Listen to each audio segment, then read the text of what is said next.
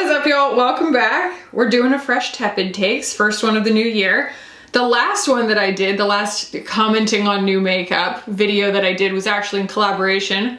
I have like stuck to my lip gloss with Tom, Hobus Tom, over on their channel. So if you have not watched that, not only was it an absolute blast to film, but Tom is just such an incredible editor. I feel like they made it even funnier than it actually was while we were doing it. But that's also the reason that I haven't done a TEPID takes in a minute, is because I feel like I already did it over there. Now, all that to say, lots of things are coming out. I went into my kids' daycare this morning and all of a sudden they've changed all of the holiday decor over to like Valentine's Day, and I was like, wow, yep, that's the next one, isn't it? Yeah, that's what we're doing. So that's what I'm starting to see coming out on Trend Mood, and we're going to talk about the things that are coming out, the things that I have already seen, maybe touched, maybe already have in my hands, and obviously what I think of them, whether I plan on buying them. And they're TEPID takes because usually if there's like a luxury release and I can find a color I like in it, the answer is yes. So let's go ahead and do the thing. We're working in natural light today. It's not something that I'm able to do that often because clouds, but like there's not a cloud out there today, which is my singular non-complaint today about the weather, because everything is covered in snow, and snow is like hardwired to me having like anxiety and depression. If you're wondering how I'm doing.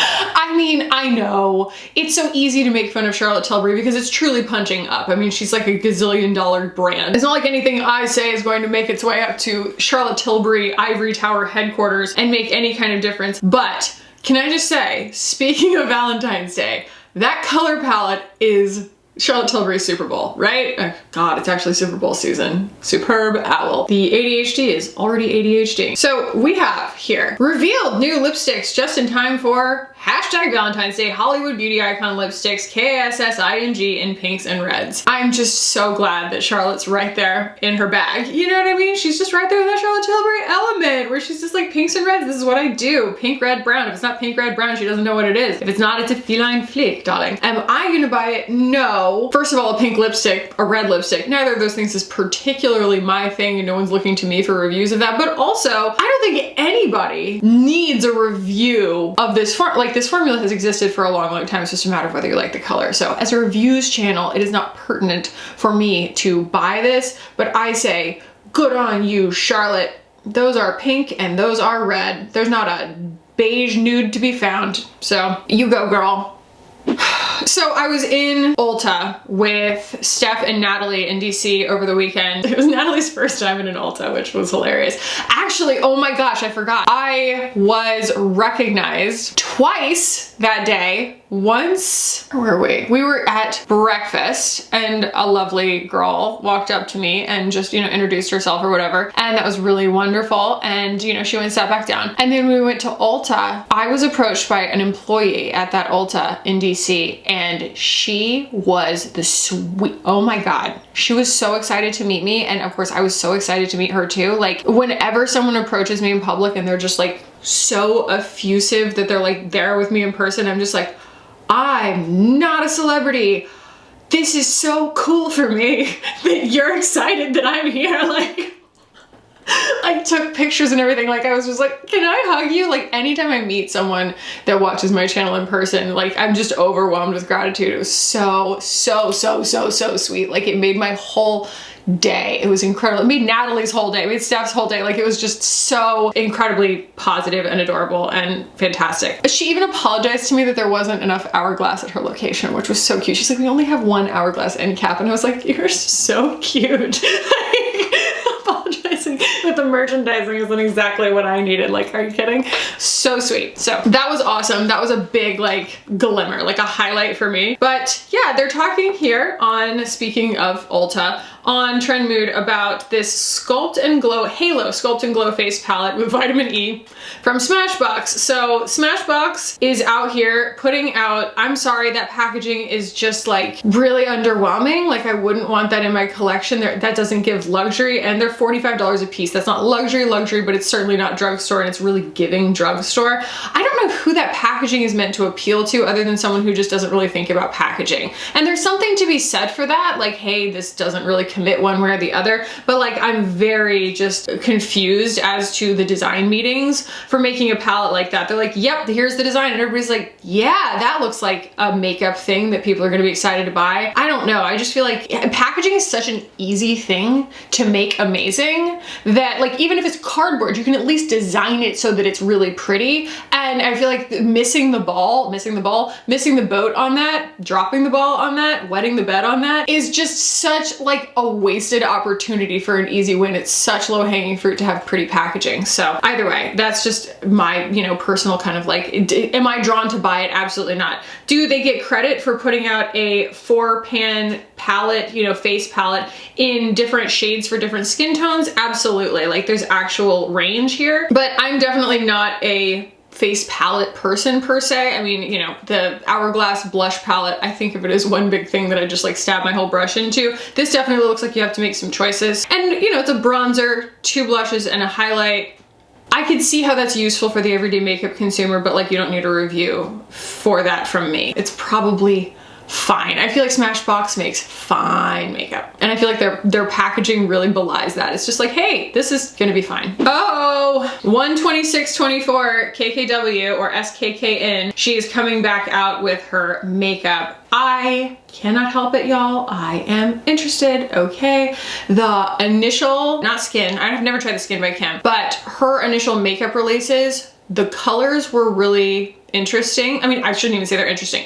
I feel like they were just very her and useful. The formulas were really not good at all. And so seeing Mario emerge from his collaboration with her brand into his own brand and put out some things that I feel like are more inspired and in better formulas in a lot of cases. I also think that Kim probably has had a chance to learn and, you know, take a lot of, I don't know, probably new people, new experts on board for her formulations, and she's moved into a more luxury space. I know, I am quite aware and cynical about the internet presence of it all with the Kardashian Jenners, but I'm not cynical about the way that Kim Kardashian is constantly trying to iterate on herself, and it's like, I do still pay attention.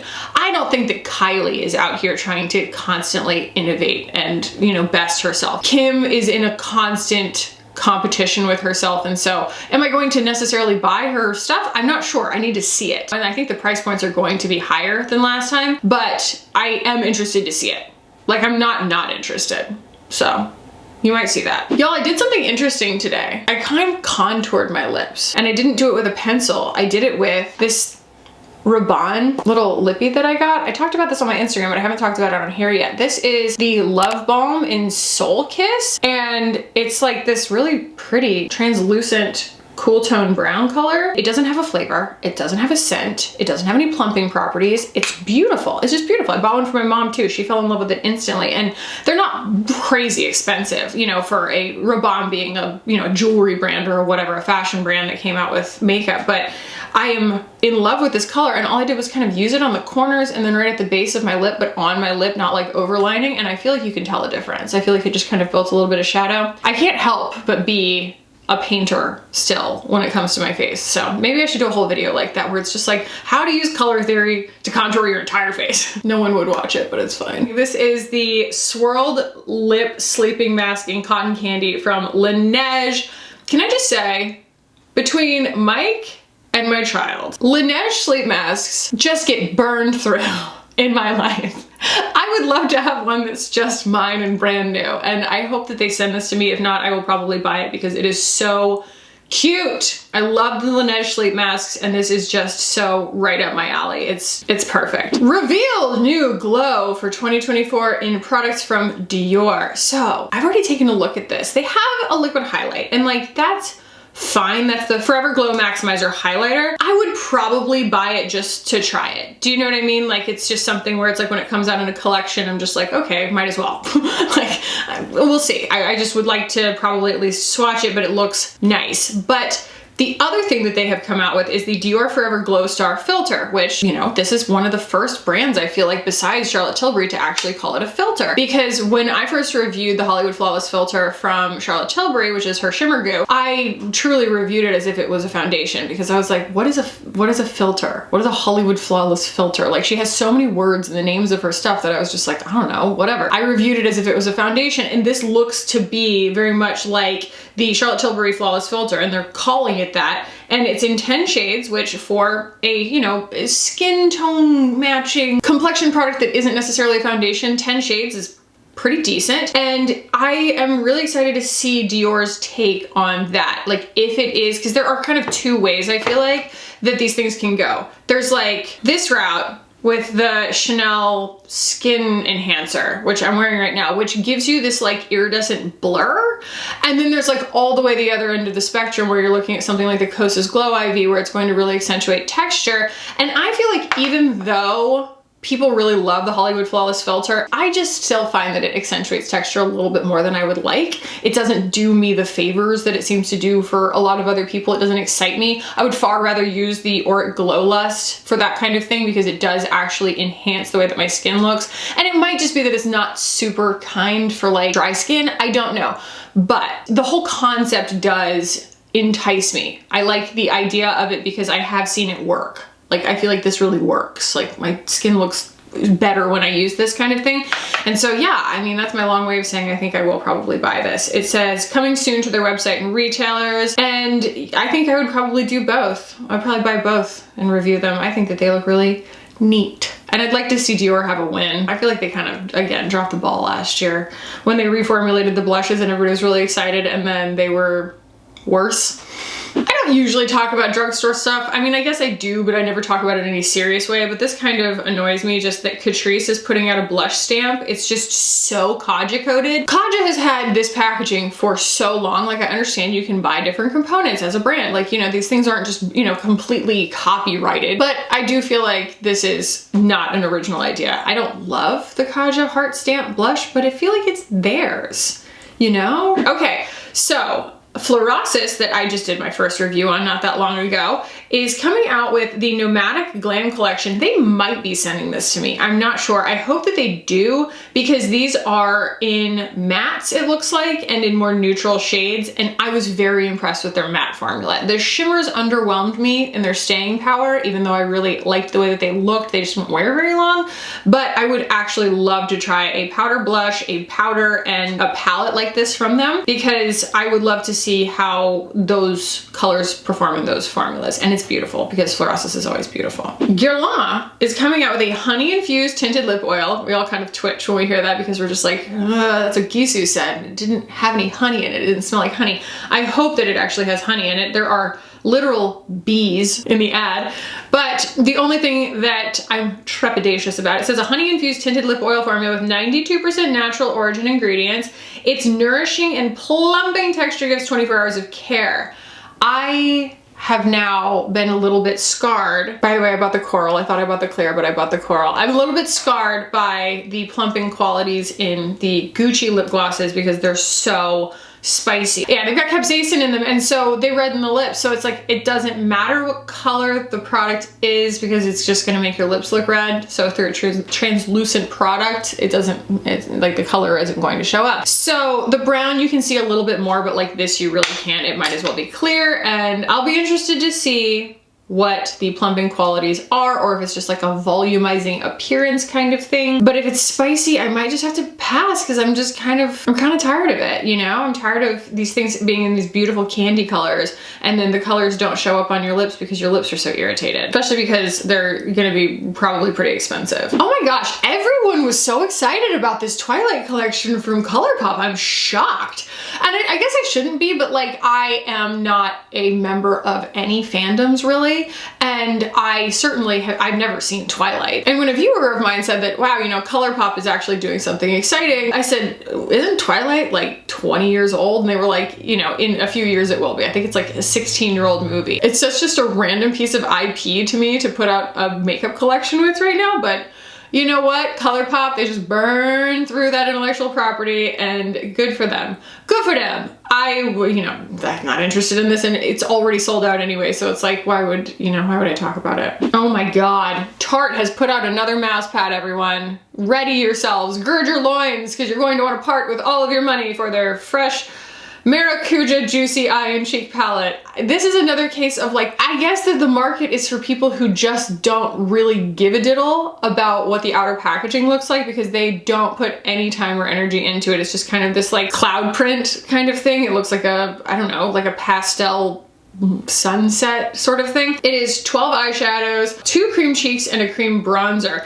The bronzer in the lighter version of this palette looks really green, but they did put out 2 colorways in this. Everybody just give Tarte a round of applause for inclusivity, okay? No, I mean, again, good for them. Good for them for not putting out one Park Avenue Princess colorway. There are things that I feel like that come out in the makeup space that are appropriate to go through the filter of us on the internet about whether or not something's actually good. And then there are things that just kind of go, you know what I mean? They just kind of go right over us, because it's like the people who are buying Tarte mousepad palettes are not the people watching reviews from people like me who are, being ruthless and talking about all the nuances of, they're like, I just want an eyeshadow that works, and I would prefer that it's all in one thing and that I never think about it again. Like, you know what? More power to you. Fenty has put out a Fuchsia Flex Gloss Bomb. I am in like the minority, I think, but the Fenty gloss bombs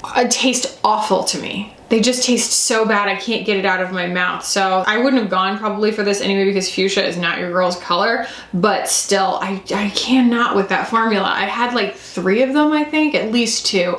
And I wanted to love them, but every time I put them on, it was just like all day, I was just like, blech. Okay, I am not as, I don't know, hardline anti-Pat McGrath as Tom is, because Tom went from being such a brand stan to being so disappointed because they invested so much of their time, energy, and money into loving this brand and collecting Pat McGrath's products.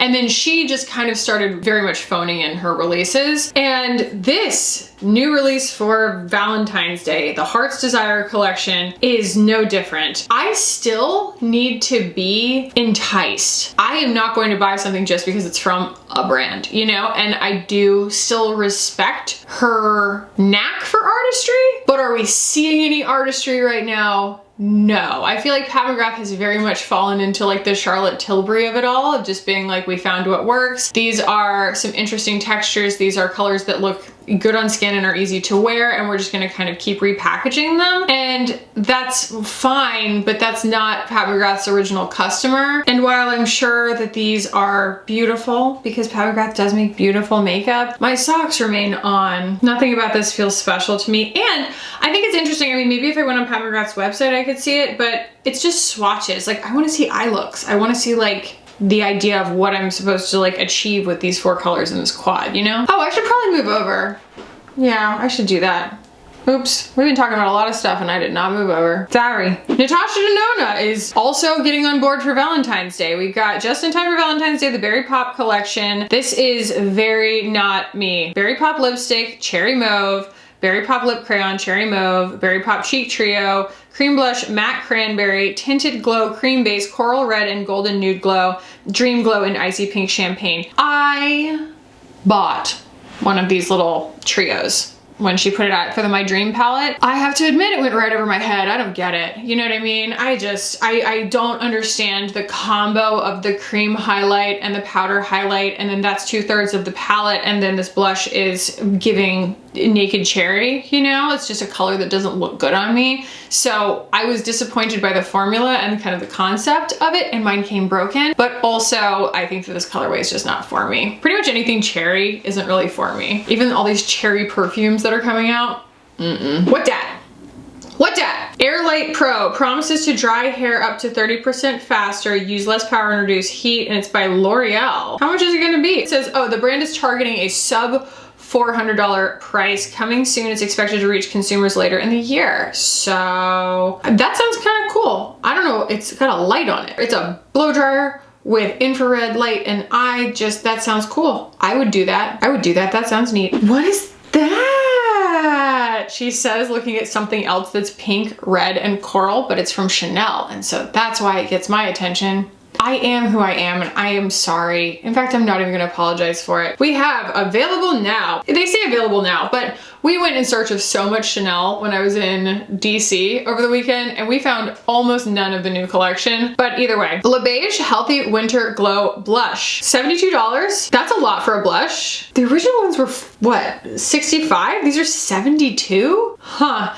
These colors do not do what the fall collection did for me. They're very pretty, but like I'm not blown away. I am actually wearing a new Chanel lip though today. I mean, new to me, that Natalie had, and it's in the shade Easy. And it is, it's just so easy. I love it. But they do have 3 new shades in the Cocoa Bomb, the Rouge Cocoa Bomb. Keep Cool, Chilling Pink, and Cocoon, which I would say Keep Cool looks awesome. It looks really, really pretty, and I do like this formula. Then they have this Healthy Winter Glow Primer, which is, I mean, how many more shimmer primers can Chanel put out? And it's not in particularly pretty packaging, you know what I mean? It's not in like this. I'm not sure that that particularly, again, entices me. Like a lot of the appeal of Chanel for me is the tactile value also of like using it. So I'm sure it's great, but like I already have plenty of things like that from Chanel. I don't wear nail polish, so I won't be using their nail polish. The thing that appeals to me here is probably just one of those lips, kind of that beigey lip. But other than that, I mean, you know, that's a pretty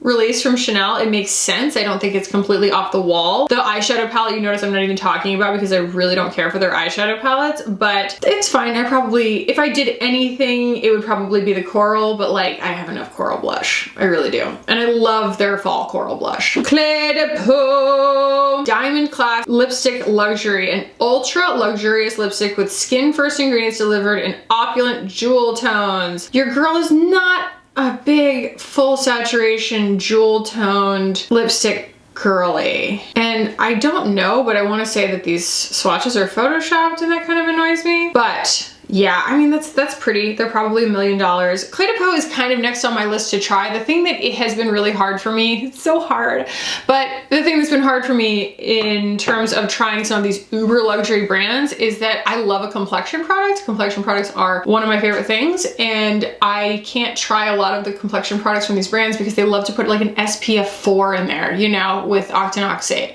Like a completely inconsequential SPF number, like SPF 12. And octinoxate breaks me out. So like I'm not gonna like spend wild bucks to have a foundation I'm not gonna use, and it just really bothers me. Stop putting inconsequential amounts of chemical SPF in these foundations. It's not doing anything for anyone. Okay. So Tarte is putting out a Maracuja Juicy Concealer.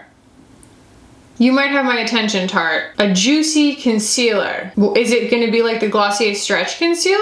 I'm very interested in that. $32 or $30 without a brush. I don't want the brush. 21 shades. It says it's available now. I think I might have to do that and just see. Cause like, it's so rare that Tarte puts something out, especially a new complexion product. Like, they put something out that I'm interested in. That's not like a Maracuja pH adjusting plumping lip balm or something. You know, this is actually something I'm curious about. So let's see. Oh no, what is that? Oh my gosh. I was like having deja vu because I see the Guerlain Terracotta Le Teint, but they're putting out a concealer version of it. I gave away both bottles of my Terracotta Le Teint foundation because it's like a soft matte and the shade range is so off. I ended up having to wear like cool rose in it because everything leans so yellow, even green yellow. Like everything's just very strange in terms of the undertones, at least in the fair shades. So this does look like 1N would probably match me. It says, the perfection of a liquid, the lightness of a powder, comfortable soft with innovative long-lasting formula, correct imperfections, illuminates, forgives, natural glow, marine argan oil, designed to revitalize, delivering the right amount of product, allows for blah, blah, blah, blah, reveals a radiant freshness. I'm just like, what's the finish? You know, what's the finish on it? Because if it's the same as the foundation, no thank you. Oh, okay, let's talk about this. This is one of the first things that I saw that made me realize, oh, we haven't done a TEPID takes in a while. Available now in Europe, hopefully coming here soon, but this is a foundation from Louboutin. So Christian Louboutin is, you know, putting out this, it's called the Fetiche Les Fluides. Jason, I was talking to Jason from Phytosurgeons about it, and he's like, why did they call it the fetish fluid. Like I hate that. And then another person messaged me and they were like, why are the swatches on legs? And I was like, because it's Louboutin, you know, he makes shoes, he makes red bottoms, you know? So, well, you know what? I could probably try and get it from like Selfridges. Maybe. It says reveals a subtle enhancer for airy comfort, buildable coverage, no transfer, and a long-lasting radiant finish for 24 hours. Sound off in the comments. Who's wearing a foundation for 24 hours? Vegan hydrating formula for smooth, radiant, plump skin. Reduce the appearance of pores. 30 shades with cool, neutral, and warm undertones. The undertones do look a little bit bananas. Not gonna lie. Like they're skipping around a little bit. But they do have some NOs and some WOs, which make me think that that means like a warm olive or a neutral olive, which proud of y'all. Proud of y'all for taking that in consideration. And you know, I'm going to try and find my shade in it, and I'm going to try and buy it because I need to know. I need to know. Okay, Fenty is also coming out with a new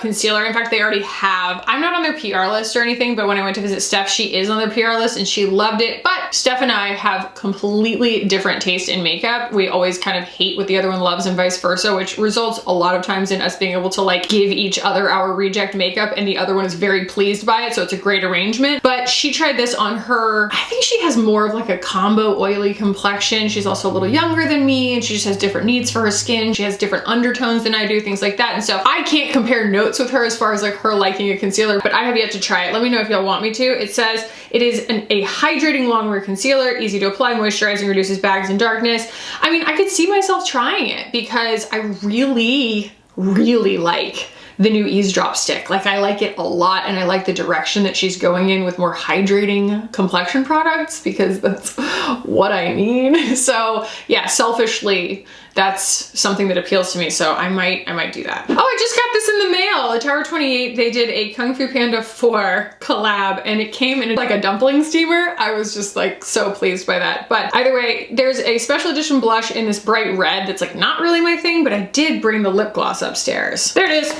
Yeah, it's cool. It's like really sparkly, almost like a holographic sparkle a little bit. Like when the light goes through it, it looks a little bit purple even, but it's not. It's just pearly. It's gorgeous. Let's put some on. Yeah, ooh. So there's that. I already have it. I like it. I like their stuff. And they also sent chopsticks, which my kid is just having absolute field day with. And they re-upped me on like my SOS spray and everything like that. So I appreciate them. There is so much stuff. So Gisou is coming out with a honey infused hair perfume floral edition. You can bet your buns I will be smelling that in store. We went into Sephora and smelled everything, and there are so many misses right now in terms of fragrance. I did though buy a fragrance while I was in DC, y'all. This woman walked by us while we were at the Chanel counter in Macy's of all places. And she worked there. And I was like, I stopped her. I was like, you smell incredible. What is that? And she says, oh, I just sprayed myself with Tiffany Rose Gold Intense. And I went over there. I had some Macy's like gift cards from some returns in my bag, and I ended up getting it for like $72 or something. I was like, cool, you know, and it's this huge bottle, and I swear it's gonna last me the rest of my life. It's so strong, but it's like, the way that that fragrance travels through all the notes as you wear it, it's wild because it's like pepper, vanilla, patchouli, and it just travels through all of them. Like every time you get a waft of it, it's something a little bit different. It's very sweet, it's very candy sweet, but as you wear it, it like matures a little bit, and it's intoxicating. I love it. So either way, I do love smelling things, and I will probably smell this, especially because Gisou keeps calling things honey infused and they don't smell like honey. So I would love to actually smell something from Gisou that smelled like honey for the sake of redemption. And the only thing left really to talk about is the fact that Prada is at Sephora, and they're also at Nordstrom now. And apparently Nordstrom has more of the tools and other things that are part of the line than Sephora does. So it's kind of a better whole shopping experience, I think, over there is what I'm hearing. But either way, hopefully people will be able to go and swatch it in store pretty soon. In fact, Natalie went and talked to one of the employees at Sephora, and they told her that it's gonna be like middle of March that they actually have it in store, and it's gonna go fast. Like at least the store we were at, they said they weren't gonna be getting a lot of inventory. I was like, Prada, get your stuff together. Like I feel like every part of this release has been some kind of unfortunate hiccup where it's just more difficult than it should be to get your hands on these products properly. So I'm really hoping that it becomes easy because I'm wearing it today. I love it so much. I love this stuff. It's like worth it for the annoyance because it's such a good foundation, but like it's been such a headache just getting it. So any hoodles, y'all. Let me know what you're thinking about the new releases, anything that you are excited about and anything you'd like to see me review that maybe I haven't seen or that I missed or whatever, or something that I mentioned that you're really excited about. Thank y'all for being here, for hanging out with me, for checking back in, you know, on the new beauty releases. I feel like we're starting to get into the swing of things because everybody's really excited about Valentine's Day apparently. Anyway, if you are new here, welcome. This is a very forgiving space. We play with a lot of luxury beauty, but it's also a lot of imperfection and goofiness and chaos. So if you'd like to, cool people subscribe. You should subscribe if you're cool, it'd be cool if you did. I'll put something up here, a video that I think that you will enjoy if you liked this one. And I love you all so much. And I'll see you in the next one. Bye.